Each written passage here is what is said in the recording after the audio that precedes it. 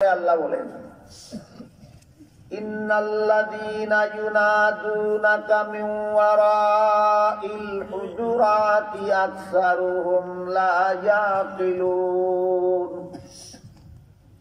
ওয়ালাউ আন্নাহুম সাবারু হাত্তা তাখরুজা ইলাইহিম লাকানা খায়রাল লাহুম। আল্লাহ বলেন এভাবে ডাকাডাকি না করে তারা যদি ধৈর্যের সাথে দাঁড়িয়ে অপেক্ষা করত, আর নবী যখন নিজের ইচ্ছায় ঘর থেকে বের হন তখন যদি সাক্ষাৎ করত, তাহলে নবীর দরবারের আদব রক্ষা হতো। তাই নবীর দরবারের 2 নম্বর আদব শিক্ষা দিয়ে আল্লাহ বলেন, তোমরা কেউ যদি কোনোদিন নবীর সাথে সাক্ষাৎ করতে আসো, তাহলে নবীকে ডেকে ঘর থেকে বের করবে না। নবী যখন নিজের ইচ্ছায় বের হন তখন সাক্ষাৎ করবে। নবীর দরবারে উম্মতে কিভাবে আদব রক্ষা করবে তার 2 নম্বর নিয়ম আল্লাহ শিক্ষা দিল। তারপরে যখন নবীর সাথে তাদের সাক্ষাৎ হইল, তারা তাদের কথা বলল যে মদিনা থেকে অনেক দূরে অমুক জায়গায় আমাদের বাড়ি, আমরা সবাই ইসলাম গ্রহণ করেছি। আমাদের মধ্যে একজন আমির থাকলে তার নির্দেশে সবাই চললে সুশৃঙ্খল ভাবে সমাজে আমরা বসবাস করতে পারি। তাই আমাদের মধ্যে কাকে আমির নিযুক্ত করা যায় এই ব্যাপারে আপনার পরামর্শের জন্য আমরা এসেছি। রাসূল করিম সাল্লাল্লাহু আলাইহি ওয়াসাল্লাম তাদের আগমনের উদ্দেশ্য জানতে পেরে সাহাবায়ে কেরামদেরকে নিয়ে পরামর্শ সভায় বসলেন। পরামর্শ করে সিদ্ধান্ত করে দিবেন কাকে আমির নিযুক্ত করা যায়। এই সবার মধ্যে যারা সদস্য ছিলেন, সভাটা হলো একটা পরামর্শ সভা। যারা সদস্য ছিলেন সবাই ছিলেন রাসূলের সাহাবায়ে কেরাম, আর সেই সভার সভাপতি ছিলেন স্বয়ং মুহাম্মদুর রাসূলুল্লাহ সাল্লাল্লাহু আলাইহি ওয়াসাল্লাম। যে সবার সদস্যগণের প্রত্যেকেই সারা দুনিয়ার সমস্ত ওলিয়া উলিয়াগণের চেয়ে শ্রেষ্ঠ মর্যাদার অধিকারী। এটা আহলে সুন্নাত ওয়াল জামাতের অন্যতম আকীদা যে মুহাম্মদুর রাসূলুল্লাহ সাল্লাল্লাহু আলাইহি ওয়াসাল্লামের যে কোনো সাহাবীর মর্যাদা আল্লাহর দরবারে সারা দুনিয়ার সর্বযুগের সমস্ত ওলিয়া উলিয়াগণের চেয়ে শ্রেষ্ঠ। আমি আশা করব আপনারা এই কথাটা আর জীবনে কোনোদিন ভুলবেন না। আমাদের নবীর যে কোনো সাহাবীর মর্যাদা সমস্ত ওলিয়া উলিয়াগণের চেয়ে শ্রেষ্ঠ। এরা সবাই ছিলেন এই সবার সদস্য, তাদের প্রত্যেকের মর্যাদা সমস্ত ওলিয়া উলিয়াগণের চেয়ে শ্রেষ্ঠ। আর সবার সভাপতি যিনি ছিলেন তিনি হইলেন আল্লাহর গোটা সৃষ্ট জগতের মধ্যে সর্বশ্রেষ্ঠ। হাদিস শরীফে রাসূল করিম সাল্লাল্লাহু আলাইহি ওয়াসাল্লাম বলেন, ইন্নাল্লাহা ফাদ্দালানি আলাল আমবিয়া ওয়া ফাদ্দালা উম্মতি আলাল উমাম। রাসূল বলেন, আমাকে আল্লাহ সমস্ত নবী রাসূলগণের চেয়ে শ্রেষ্ঠ মর্যাদা দান করেছেন। মুহাম্মদুর রাসূলুল্লাহ সাল্লাল্লাহু আলাইহি ওয়াসাল্লাম কে আল্লাহ গোটা সৃষ্ট জগতের সবার চেয়ে শ্রেষ্ঠ মর্যাদা দান করেছেন। তিনি সৃষ্টির শ্রেষ্ঠ মর্যাদার অধিকারী। সবার সদস্যগণের মর্যাদা সমস্ত অলিগণের চেয়ে শ্রেষ্ঠ। সবার সভাপতির মর্যাদা সমস্ত নবীগণের চেয়ে শ্রেষ্ঠ। বুঝে থাকলে অনুমান করতে পারবেন সভাটার মূল্য কত। বুঝেন নাই কিছু? এই সবার সমস্ত সদস্যগণের মর্যাদা সারা দুনিয়ার সমস্ত ওলিগণের চেয়ে শ্রেষ্ঠ। আর এই সবার সভাপতির মর্যাদা সমস্ত নবী রাসূলগণের চেয়ে শ্রেষ্ঠ। এই পরামর্শ সভা যখন বসল, সাহাবায়ে কেরামের জানা ছিল আলোচ্য বিষয় তাদের আমির কাকে নিযুক্ত করা যায় এই ব্যাপারে যার যার স্বাধীন মতামত ব্যক্ত করার জন্যই রাসূল পরামর্শ সভা ডেকেছেন। এজেন্ডা জানা থাকার কারণে বসা মাত্রই সাহাবায়ে কেরাম আলোচনা শুরু করে দিয়েছেন, কিন্তু এটা নিয়ম নয়। নিয়ম হলো সবার সভাপতির অনুমতি ক্রমে আলোচনা শুরু করতে হয়। যেহেতু তারা সভাপতির অনুমতি ছাড়াই এজেন্ডা জানা থাকার কারণে আলোচনা শুরু করে দিয়েছেন, আল্লাহর সাথে সাথে এই সূরার প্রথম আয়াত নাযিল করে নবীর দরবারের আরেক আদব শিক্ষা দিলেন। আল্লাহ বলেন, ইয়া আইয়ুহাল্লাযীনা আমানু লা তুকদ্দিমু বাইনা ইয়াদাইল্লাহি ওয়া রাসূলিহি। হে ঈমানদারগণ, সাবধান, আল্লাহর আগে বাড়বে না কোনদিন, রাসূলের আগে বাড়বে না কোনদিন। কোন বৈঠকে যদি তোমরাও উপস্থিত থাকো, রাসূলও উপস্থিত থাকেন, রাসূল কথা বলা শুরু করার আগে তোমরা কথা বলা শুরু করবে না, এটা নবীর দরবারের আদব।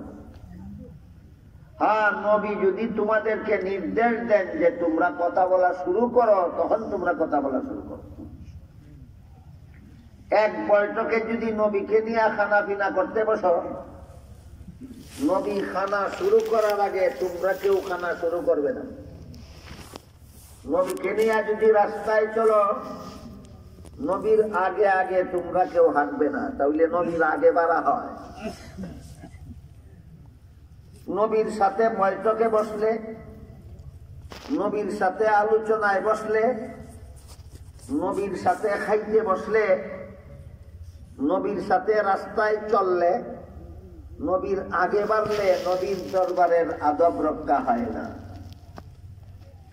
আমরা যারা নবীর সাথে আলোচনায় বসারও সুযোগ পেলাম না, আমরা যারা নবীর সাথে খাইতে বসারও সুযোগ পেলাম না, আমরা যারা নবীর সাথে রাস্তায় চলারও সুযোগ পেলাম না, আমাদের জন্য নবীর দরবারের আদব এই আয়াতের ব্যাখ্যায় মুফাসসিরিনে কেরাম লেখেন, তোমরা নবীর তরিকার বিরুদ্ধে জীবন যাপন করবে না, এটাও নবীর আগে বাড়া হয়। ঠিক, যে কাজের নিয়ম নবী যা শিক্ষা দিয়েছেন তা যদি পালন করো, তাইলে নবীর আগে বাড়া হইল না। আর নবী যে কাজের যেই নিয়ম শিক্ষা দিয়েছেন, তোমরা যদি এর বিপরীত নিয়মে কোনো কাজ করো, তোমরা নবীর আগে বাড়বে। বুঝে থাকতে বলুন, নবীর সাথে বসলে, নবীর সাথে খাইলে, নবীর সাথে চললেই শুধু নবীর আগে বাড়া হয় না, নবীর সাক্ষাৎ না পাওয়া সত্ত্বেও নবীর তরিকার খেলাপ করলেও নবীর আগে বাড়া হয়, নবীর তরিকার খেলাপ করলেও নবীর আগে বাড়া হয়। বর্তমান দুনিয়ার বেশিরভাগ মুসলমান নবীর তরিকার খেলাফই করে। সংসারের কাজের বেলায়ও নবীর তরিকার খেলাফ, ধর্মের কাজের বেলায়ও নবীর তরিকার খেলাফ। পবিত্র কোরআনের সূরা হুজুরাতের 1 নম্বর আয়াতে আল্লাহ বলে দিয়েছেন, সাবধান, এই রকম বেয়াদবি নবীর সাথে করবে না। নবী যেই কাজের যেই নিয়ম শিক্ষা দিয়েছেন, এর বিপরীত নিয়মে এই কাজ করলে তোমরা নবীর আগে বাড়বে। নবীর আগে বাড়ার মতো বেয়াদবি নবীর সাথে করো। সহজ একটি উদাহরণ দিই, শুনুন। নবী করিম সাল্লাল্লাহু আলাইহি ওয়াসাল্লাম খাওয়া দাওয়ার আদব শিক্ষা দিয়েছেন, নিয়ম শিক্ষা দিয়েছেন ডান হাতে। কোন হাতে? ডান হাতে। রাসূল বলেন, কেউ যদি বাম হাতে খানা পিনা করে, তাহলে তার সাথে শয়তানে খায়। বা কারো যদি বাম হাতে কোনো জখম থাকে, বাঙ্গা থাকে, উজর থাকে, তার কথা আলাদা। কিন্তু ডান হাতে কোনো অসুবিধা না থাকা সত্ত্বেও যদি বাম হাতে চা খায়, বাম হাতে বিস্কুট খায়, বাম হাতে কোনো কিছু খায়, আল্লাহর রাসূল বলেন তার সাথে শয়তানে খায়। খাওয়ার বেলায় নবীর শিক্ষা দেওয়ার নিয়মটা বুঝে থাকলে বলুন তো, আমাদের সমাজে কোন মুসলমান কি বাম হাতে চা বিস্কুট খায়? কার আগে বাড়লো? নবীর আগে বাড়লো। তুমি নবীর দরবারে বেয়াদব। খালি খারানা হইলে ওই বেয়াদব কয়, আর বাবাতে খাইলে বেয়াদব হয় না। খালি বলে নবীর তাজিমের লাগি না দাঁড়াইলেই বেয়াদব। আল্লাহ বলেন খাওয়ার নিয়ম নবী যেভাবে শিক্ষা দিয়েছেন, নিয়ম লঙ্ঘন করলে তুমি নবীর দরবারের বেয়াদব। যে কোনো কাজের যে নিয়ম নবী শিক্ষা দিয়েছেন, তুমি লঙ্ঘন করলেই তুমি নবীর দরবারের বেয়াদব।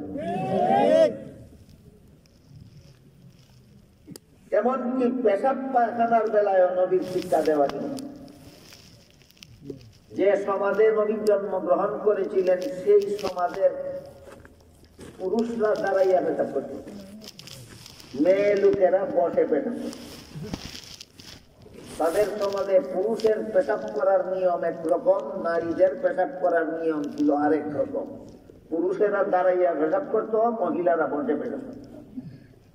মুহাম্মদুর রাসূলুল্লাহ নিয়ম শিক্ষা দিলেন, পেশাবের বেলায় মহিলা পুরুষের বেশ কম নাই, সবাইকে বসে পেশাব করতে হবে। নবীর শিক্ষা পেয়ে সাহাবায়ে কেরাম যখন বসে পেশাব করা শুরু করলেন, সমাজের লোকেরা নবীর সাহাবাগণকে তিরস্কার করা শুরু করলো, বলতে লাগলো মুহাম্মদের সঙ্গী সাথীরা মেয়ে লোকের মতো হয়ে থাকবে। এই তিরস্কারের কারণে তারা নবীর তরিকা ছাড়েনি, কারণ তারা বুঝতে পেরেছেন যেভাবে পেশাব করা নবী শিক্ষা দিয়েছেন, এইভাবে পেশাব করলে নবীর সাথে আদব রক্ষা হয়, এর খেলাফ পেশাব করলে নবীর সাথে বেয়াদবি হয়। বুঝে থাকলে বলুন তো, আমাদের সমাজের কোন মুসলমান কি দাঁড়াইয়া পেশাব করে? কার সাথে বেয়াদবি করে? খালি না দাঁড়াইলেই বেয়াদবি হয়, আর পেশাবের সময় দাঁড়াইলে যে আরো বেয়াদবি হয়। নবীর দরবারের আদব কি খালি এক ব্যাপারে না সকল ব্যাপারে? একটা নিয়ে একটার মধ্যে ধরে পয়সা চোখে না, এতগুলি আদব রক্ষা করবে। বাবাতে খাইলে নবীর সাথে বেয়াদবি হয়, দাঁড়াইয়া পেশাব করলে নবীর সাথে বেয়াদবি হয়। খাওয়ার সময় বিসমিল্লাহ না কইলে নবীর সাথে বেয়াদবি হয়। বাইর থেকে ঘরে, নিজের ঘরে বসবাসের ঘরে ঢুকার সময় বিসমিল্লাহ না বললে নবীর সাথে বেয়াদবি হয়। হাদিস শরীফে রাসূল করিম সাল্লাল্লাহু আলাইহি ওয়াসাল্লাম বলেন, যে ব্যক্তি খাওয়ার সময় বিসমিল্লাহ বলে খায় না, শয়তানে কয় তার সাথে আমার খাওয়ার সুযোগ হইল। আর রাসূল বলেন, যে ব্যক্তি নিজের বাড়িতে ঢুকার সময় বিসমিল্লাহ বলে না, শয়তানে কয় তার বাড়িতে আমার থাকার সুযোগ হইল। শয়তানে যার সাথে খায়, এই খাওয়ার পরিণতি কি হয়? শয়তানে যার বাড়ির বসবাস করে তার পরিণতি কি হয়? অনেক লম্বা কথা, সেদিকে গেলে আমি আমার মূল আলোচনায় ফিরে যেতে পারবো না।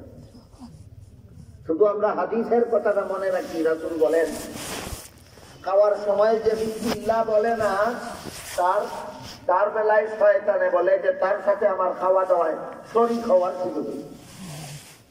বাড়িতে ঢুকার সময় যে বিসমিল্লাহ বলে না, শয়তানে বলে তার বাড়িতে আমার টাকার ব্যবস্থা।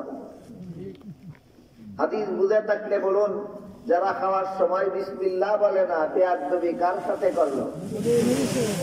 যারা বাড়িতে ঢুকার সময় বিসমিল্লাহ বলে না, বেয়াদবি কার সাথে করলো? নবীর।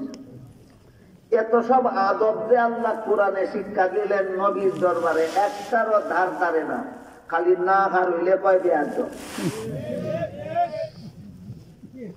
না হার হইলে যে বেয়াদব কয়, এর পক্ষে কোরআন হাদিসের কোন দলিল নয়, মন গড়া কিছু যুক্তি আছে। কি যুক্তি? মন গড়া যুক্তি হইল, আমার বাবাকে সম্মান করার জন্য যদি আমি দাঁড়াতে পারি, আমার শ্বশুরকে সম্মান করার জন্য যদি দাঁড়াতে পারি, আমার পীরকে সম্মান করার জন্য যদি দাঁড়াতে পারি, আমার উস্তাদকে সম্মান করার জন্য যদি দাঁড়াতে পারি, নবীকে সম্মান করার জন্য দাঁড়াতে পারবো না কেন? এই হলো যুক্তি। আমি জিজ্ঞাসা করি, এই কথাগুলি কোরআন শরীফের কোন সূরার কত নম্বর আয়াতে আছে? হাদিসের কোন কিতাবের কত পৃষ্ঠায় আছে? নাই। তাহলে এইগুলি কোরআন হাদিসের কথা নয়, মন গড়া। তাও মন গড়া কথার মধ্যে কি পরিমাণ ভুল দেখুন। আমার বাবাকে সম্মান করার জন্য আমি দাঁড়াই, আমার কাছে আসলে না না আসলে, আসার পরেও আমি আমার বাবাকে দেখলে না না দেখলে, আমার উস্তাদকে সম্মান করার জন্য আমি দাঁড়াই, 100 বার দাঁড়াই, 1000 বার দাঁড়াবো, কিন্তু তিনি আসলে না না আসলে, আসার পরও আমি তাকে দেখলে না না দেখলে। তুমি যে নবীকে সম্মান করার জন্য দাঁড়াইলা, নবী আসলেন কখন আর তুমি দেখলে কখন? মন গড়া যুক্তিও খাটলো না বেখাপ্পা? কোরআন হাদিসের তো কথাই না, মন গড়া কথাও বেখাপ্পা, মন গড়া কথাও বেখাপ্পা। তখন আর জবাব দিতে না পেরে কয়, নবী আসছিলেন, আমি দেখছিলাম, এই জন্যই দাঁড়াইছি। এতক্ষণে কইছে সত্য কথা, জ্বলন্ত মিথ্যা। আমি কেমনে বুঝলাম জ্বলন্ত মিথ্যা? তার কাছে নবী আসছিলেন, সে দেখছিল, এই জন্য নবীকে সম্মান করার জন্য দাঁড়াইছিল। আমি কেমনে বুঝলাম ব্যাপারটা যে মিথ্যা? হাদিস শরীফে রাসূল করিম সাল্লাল্লাহু আলাইহি ওয়াসাল্লাম বলেন, আল আমবিয়াউ আহইয়াউন ফি কুবুরিহিম ইউসাল্লুন। নবীগণকে দাফন করার পরে আল্লাহ তাদেরকে জীবিত করে দেন। জীবিত হয়ে নবীগণ উম্মতের কোন অনুষ্ঠানে আসেন না, রওজা শরীফের ভিতরে নামাজ নিয়ে ব্যস্ত থাকেন। নবী বলেন আসেন না, তুমি বলো আসছিলেন, তুমি দেখছিলা, সত্য না মিথ্যা? এরকম মিথ্যা চাপাবাদী ছাড়া এই সমস্ত তাজিমের আর কোন ভিত্তি নাই। না কারইলে কয় বেয়াদবি করছে, বাবা চা খাইলে বেয়াদবি করছে কয়, না দাঁড়াইলে কয় বেয়াদবি করছে, দাঁড়াইয়া পেশাব করলে বেয়াদবি করছে কয় না। সূরা হুজুরাতের 1 নম্বর আয়াতের ব্যাখ্যায় মুফাসসিরিনে কেরাম লিখেছেন, যে কাজের যে তরিকা নবী শিক্ষা দিয়েছেন, সেই কাজ এর বিপরীত তরিকায় যারা করে, এরা সকলেই নবীর সাথে বেয়াদবি করে। গেল 1 নম্বর আয়াতে আল্লাহ নবীর দরবারে কি আদব শিক্ষা দিলেন? নবীর খেলাফ করো না, নবীর শিক্ষা দেওয়া পদ্ধতির পরিপন্থী কাজ করো না। এরপরে যখন আলাপ আলোচনা পরামর্শ সবাই শুরু হইল, এজেন্ডা মনে আছে আপনাদের? ওই আগন্তুক লোকদের আমির কাকে নিযুক্ত করা যায়? একজন সাহাবী এক ব্যক্তির প্রস্তাব করলেন, আরেকজনে আরেক ব্যক্তির প্রস্তাব করলেন। দুজনে যার যার প্রস্তাবিত ব্যক্তির যোগ্যতা বর্ণনা করতে গিয়া তাদের দুইজনের মধ্যে একটু কথা কাটাকাটি হয়ে গেল। কথা কাটাকাটির এক পর্যায়ে তাদের গলার আওয়াজ বড় হয়ে গেল। এটাকে কেন্দ্র করে আল্লাহ 2 নম্বর আয়াত নাযিল করে নবীর দরবারের আরেকটা আদব শিক্ষা দিয়েছেন। 2 নম্বর আয়াত নাযিল করে আল্লাহ বলেন, ইয়া আইয়ুহাল্লাযীনা আমানু লা তারফাউ আসওয়াতাকুম ফাওকা সাওতিন নবী ওয়ালা তাজহারু লাহু বিল কওলি কাজাহরি বাযিকুম লিবাযিন আন তাহবাতা আমালুকুম ওয়া আনতুম লা তাশউরুন। এটা 2 নম্বর আয়াত। এখানে আল্লাহ বলেন, হে মুমিন মুসলমানেরা, যেখানে নবী উপস্থিত আছে, এখানে দূরে কথা বলা দূরের কথা, স্বাভাবিক আওয়াজে যদি কথা বলো আর তোমার কথার আওয়াজে যদি নবীর বিরক্তি আসে, তাইলে নবীর দরবারে এত বড় বেয়াদবি হবে যে বেয়াদবির কারণে তোমার সারা জিন্দেগির বন্দেগি বরবাদ হয়ে যাবে, তুমি টেরও পাবে না। সূরা হুজুরাতের 2 নম্বর আয়াতে আল্লাহ নবীর দরবারের আরেকটা আদব শিক্ষা দিলেন।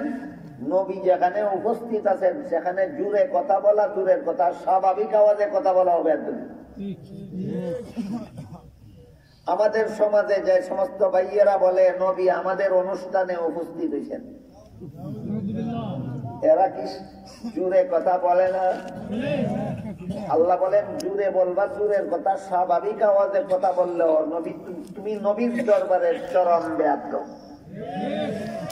কাজী নবী উপস্থিত আছেন বললে স্বাভাবিক আওয়াজে কথা বলা যাবে না, আর স্বাভাবিক জুড়ে যদি কথা বলে তাহলে বলা হয় তাহলে নবীকে উপস্থিত আছেন বলা যাবে না।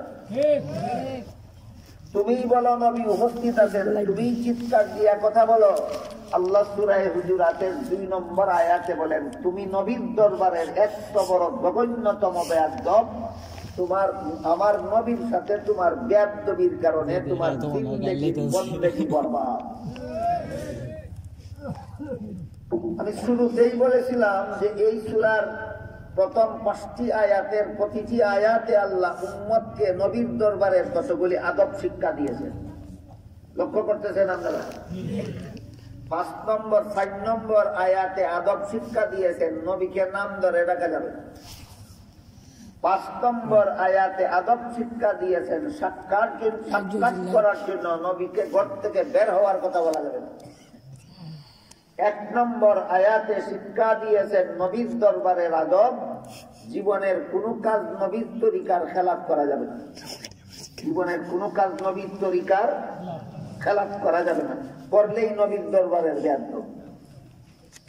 2 নম্বর আয়াতে শিক্ষা দিয়েছেন নবী যেখানে উপস্থিত সেখানে দূরে কথা বলা দূরের কথা, স্বাভাবিক আওয়াজেও কথা বলা যাবে না। লক্ষ্য করছেন কোন কোন আয়াতে কি কি আদব আল্লাহ শিক্ষা দিয়েছেন নবীর দরবারে? যেখানে আল্লাহ নিজে কোরআনের আয়াতগুলিতে নবীর দরবারের আদব শিক্ষা দিতেছেন, সেখানে আমি মন গড়া যুক্তি দিয়া নবীর দরবারের আদব শিখানির মতো এই পণ্ডিতিটা করার কি দরকার? যখন আল্লাহ আয়াত নাযিল করলেন যে নবীর দরবারে স্বাভাবিক আওয়াজে কথা বললেও নবীর দরবারে চরম বেয়াদবি হবে, এই আয়াত নাযিল হওয়ার পর সাহাবায়ে কেরাম এমন ভাবে সংশোধন হইলেন যে তখন নবীর দরবারে কোন সাহাবী আসলে নবী কোন কথা জিজ্ঞাসা করলে এত আস্তে জবাব দিতেন অনেক সময় নবী বুঝতেই পারতেন না। সংশোধন হইলেন না সংশোধন হওয়ার বাকি ছিল? সাহাবায়ে কেরাম না জানার কারণে না বুঝার কারণে অতীত জীবনে যত ভুল ত্রুটি করেছিলেন আল্লাহ এবং আল্লাহর রাসূল সতর্ক করে দেওয়ার পরে তারা সংশোধন হয়ে গেলেন 16 আনার মধ্যে 15 আনা। আমি বলি 17 আনা। 17 আনা কেমনে হয়? যদি এমন আসতে কথা বলতেন যে রাসূল বুঝতে পারেন তাইলে হয়তো 16 আনা। আল্লাহ সতর্ক করার পরে সাহাবাগণ নবীর দরবারের এত বড় আদব রক্ষা করলেন, নবী কোনো কথা জিজ্ঞাসা করলে সাহাবাগণ এত আস্তে জবাব দিতেন যে অনেক সময় নবী বুঝতেই পারতেন না। এটাকে 16 আনা সংশোধন বলা যায় না 17 আনা? 17 আনা। যে সমস্ত মুসলমানেরা নামদারি মুসলমানেরা সাহাবায়ে কেরামের সমালোচনা করে, এরা শুধু সাহাবাগণ কি ভুল করেছিলেন কি দোষ করেছিলেন সেইটা দেখে, কতটুকু সংশোধন হয়েছিলেন, আল্লাহ কি পরিমাণ সন্তুষ্ট হয়েছিলেন এইটা দেখে না, কারণ এদের এক চোখ অন্ধ। সাহাবারা অতীত জীবনে কি ভুল করেছিলেন সেইটা দেখে, আর শেষ জীবনে কতটুকু সংশোধন হয়েছিলেন সেইটা দেখে না যারা, এরা 2 চোখা নাই 1 চোখা। এই 1 চোখাদের ব্যাপারে হাদিস শরীফে রাসূল করিম সাল্লাল্লাহু আলাইহি ওয়াসাল্লাম বলেন, ইযা রাআইতুমুল্লাযীনা ইয়াসুব্বুনা আসহাবী ফাকুলু লানাতুল্লাহি আলা শাররিকুম। যারা সাহাবাগণের গুণ দেখে না দোষ দেখে, এদের উপর আল্লাহর লানত। যারা সাহাবাগণের গুণ দেখে না দোষ দেখে। আমার এতক্ষণের আলোচনায় আপনারা সাহাবাগণের কি দেখলেন? দোষ যা ছিল সব সংশোধিত, দোষ যা ছিল সব সংশোধিত, এরপরে যা আছে শুধু গুণ। ওই গুণ হাদিস শরীফে উল্লেখ আছে, হুব্বুস সাহাবাতে মিনাল ঈমান। যারা সাহাবাগণের গুণ দেখে এরা ঈমানদার, যারা সাহাবাগণের দূর দেখে এরা মুনাফিক। কথা দুইটা পরিষ্কার, কথা দুইটা পরিষ্কার। আল্লাহ পাক রব্বুল আলামিন বলেন, ফাইন আমানু বিমিসলি মা আমানতুম বিহি ফাকাদ ইহতাদাউ ওয়া ইন তাওয়াল্লাউ ফাইন্নামা হুম ফি শিকাক। হে আমার নবীর সাহাবাগণ, মুনাফিকরা যদি তোমাদের ঈমানের মতো ঈমান আনতে পারে তবেই তাদের ঈমান কবুল হবে। আর যদি সাহাবাগণের ঈমানের মতো ঈমান আনতে রাজি না হয় তাহলে এরা মুনাফিক। কাজেই দুই কথা পরিষ্কার, যারা সাহাবাগণের দূর দেখে তারা মুনাফিক, যারা সাহাবাগণের গুণ দেখে তারা সত্যিকারের মুসলমান। সাহাবাগণ বলুন এবার সংশোধন 16 আনার মধ্যে 15 আনা হইলেন, 17 আনা। সাহাবাগণের সংশোধন হওয়ার উপর সন্তুষ্ট হয় আল্লাহ সূরা হুজুরাতের 3 নম্বর আয়াত নাযিল করলেন। আমি খুব সংক্ষেপে 5 নম্বর আয়াতে আল্লাহ কি শিক্ষা দিলেন, 4 নম্বর আয়াতে আল্লাহ কি শিক্ষা দিলেন, 1 নম্বর আয়াতে কি শিক্ষা দিলেন, 2 নম্বর আয়াতে কি শিক্ষা দিলেন, সংক্ষেপে বলে দিলাম। এবার 3 নম্বর আয়াত, সাহাবাগণের সংশোধন হওয়ার উপর সন্তুষ্ট হয় আল্লাহ সূরা হুজুরাতের 3 নম্বর আয়াত নাযিল করে বলেন, ইন্নাল্লাযীনা ইয়াগুদ্দুনা আসওয়াতাহুম ইনদা রাসূলিল্লাহি উলাইকাল্লাযীনা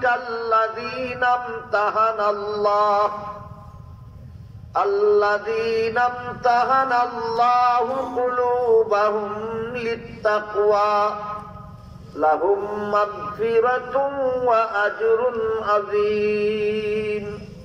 আয়াত নাযিল করে আল্লাহ বলেন, নিশ্চয়ই যারা নবীর দরবারে আস্তে কথা বলে। এতক্ষণের কথা বুঝে থাকলে একটু দয়া করে বলুন, নবীর দরবারে আস্তে কথা বলে কারা? সাহাবায়ে কেরাম। নবীর দরবারে যারা আস্তে কথা বলে, আল্লাহ বলেন এদের অন্তরকে আমি আল্লাহ তাকওয়ার ব্যাপারে পরীক্ষা করেছি। পরীক্ষার ফলাফল ঘোষণা দিয়ে আল্লাহ বলেন, লাহুম মাগফিরাতুন, তাদের অতীতের সমস্ত ভুল ত্রুটি গুনাহ খাতা মাফ। সেই করার কারণ পরীক্ষার্থীর অতীতের কোন ভুল থাকলে ফেল করলে পরীক্ষাকে মাফ করে দেয় না পাস। এখানে একটা প্রশ্ন জাগে যে সাহাবায়ে কেরামের পরীক্ষা যে আল্লাহ করলেন, সাহাবাদেরকে লেখাপড়া করাইল কে? এই ব্যাপারে হাদিস শরীফে রাসূল করিম সাল্লাল্লাহু আলাইহি ওয়াসাল্লাম বলেন, ইন্নামা আনা বুইসতু মুআল্লিমা, আল্লাহ আমাকে উম্মতের উস্তাদ বানাইয়া বানাইছে। আমাদের নবী হলেন সমস্ত সাহাবায়ে কেরামের সরাসরি উস্তাদ, আর পরবর্তী উম্মতের জন্য আমাদের নবী হলেন সাহাবাগণের মাধ্যমে উস্তাদ। আমাদের জন্য নবী হলেন ইনডাইরেক্ট উস্তাদ, আর সাহাবাগণের জন্য নবী হলেন ডাইরেক্ট উস্তাদ। সাহাবাগণের জন্য নবী হলেন ডাইরেক্ট উস্তাদ। এই উস্তাদের কোয়ালিফিকেশন কি? এই উস্তাদের কোয়ালিফিকেশন তিনি নিজেই বর্ণনা করে বলেন, আল্লাহ রাসূল বলেন, উতিতু ইলমাল আউয়ালিন ওয়াল আখিরিন, আমার পূর্ববর্তী সর্বলোকের, আমার পরবর্তী সর্বলোকের সমস্ত নবীগণের যত এলেম ছিল, আল্লাহ সকলের সমান এলেম আল্লাহ একা আমাকে দান করেছে। বুঝে থাকলে বলুন তো, আপনাদের নবীর শিক্ষাগত যোগ্যতা কোন পণ্ডিতের সমান? না সকল পণ্ডিতের চেয়ে ঊর্ধ্বে। এই হইল সাহাবায়ে উম্মতের উস্তাদ নবীর কোয়ালিফিকেশন, এই হইল উম্মতের উস্তাদ নবীর শিক্ষাগত যোগ্যতা। সমস্ত নবীগণকে আল্লাহ যে পরিমাণ এলেম দিয়েছেন, একা আমাদের নবীকে সেই পরিমাণ এলেম দিয়েছেন। সমস্ত জগৎবাসীকে আল্লাহ যে পরিমাণ এলেম দিয়েছেন, আমাদের নবীকে একা আল্লাহ সেই পরিমাণ এলেম দিয়েছেন। এটা কি আমাদের নবীর মর্যাদা অন্য কারো সমান সাব্যস্ত হয়? না আমাদের নবীর মর্যাদা সকলের ঊর্ধ্বে সাব্যস্ত হয়? এইগুলি তো কোরআন হাদিসের কথা। হাদিসে রাসূল পরিষ্কার ভাষায় বলে দিয়েছেন সমস্ত জগৎবাসীর চেয়ে বেশি এলিমের নাম কেনা। এইগুলির না বলে যে যোগ্যতা আল্লাহর সেইটা কারাকারি করে নবীরে দেয়। নবীর মর্যাদা তো জানেই না, বলবে কোথা থেকে যেটা নবীর মর্যাদা নয় আল্লাহর মর্যাদা, সেটা কারাকারি করে নিয়ে নবীরে দেয়। কিভাবে দেয় শুনো, আল্লাহ পাক রব্বুল আলামিন পবিত্র কোরআনের এক আয়াতে বলেন, কুল লা ইয়ালামু মান ফিস সামাওয়াতি ওয়াল আরদিল গায়বা ইল্লাল্লাহ। অর্থাৎ হে রাসূল করিম সাল্লাল্লাহু আলাইহি ওয়াসাল্লাম, আপনি ঘোষণা করে দিন আসমান জমিনের কোন বাসিন্দাই গায়েব জানে না একমাত্র আল্লাহ ছাড়া। তাহলে গায়েব জানা নবীর গুণ না আল্লাহর গুণ? গায়েব জানা হইল আল্লাহর গুণ, আর সমস্ত জগৎবাসীর চেয়ে বেশি জানা হইল নবীর গুণ। দুইজনের এক